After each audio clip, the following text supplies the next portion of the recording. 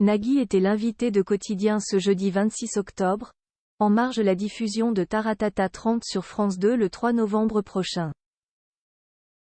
Il s'est notamment montré ému au moment d'évoquer les premières années de sa vie en Égypte. La suite après la publicité le 5 octobre dernier, Taratata célébrait ses 30 ans lors d'un concert exceptionnel donné à la Défense Arena près de Paris. Pour l'occasion, plus de 80 artistes étaient présents, parmi lesquels Ed Sheeran, Charline Spiteri de Texas, Zazie, Tsoukairo, Pascal Obispo ou encore Véronique Sanson, Patrick Bruel et Laurent Voulzy. Une show qui sera retransmise sur France 2 le vendredi 3 novembre 2023.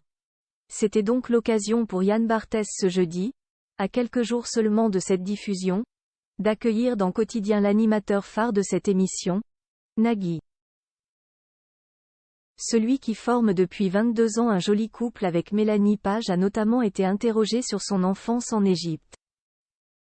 Alexandrie, 14 novembre 1961.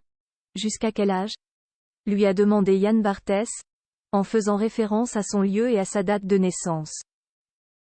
Jusqu'à 3,4 ans, avec les tensions politiques de l'époque, a répondu Nagui, avant de préciser que son papa et sa maman étaient retournés en Égypte après s'être rencontrés à la Sorbonne à Paris où ils étudiaient le français.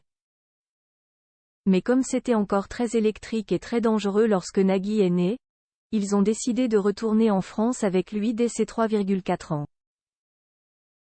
On n'a pas pu rester longtemps parce que mon père n'avait pas son permis de séjour suffisamment renouvelé, s'est ensuite rappelé l'animateur.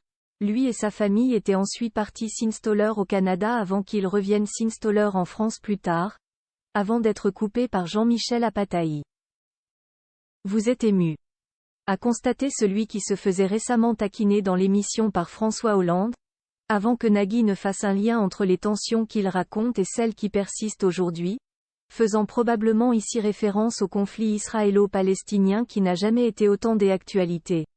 Oui, je suis ému, parce que c'est une situation que je pensais être d'un autre temps, et qui en fait se répète pour différentes raisons. C'est très particulier de quitter un pays, ses racines. Mon père m'a élevé dans l'amour de la France, de la langue française, a-t-il ensuite ajouté, en regrettant une nouvelle fois de voir autant de divisions dans le monde aujourd'hui. Des confidences touchantes. La suite après la publicité.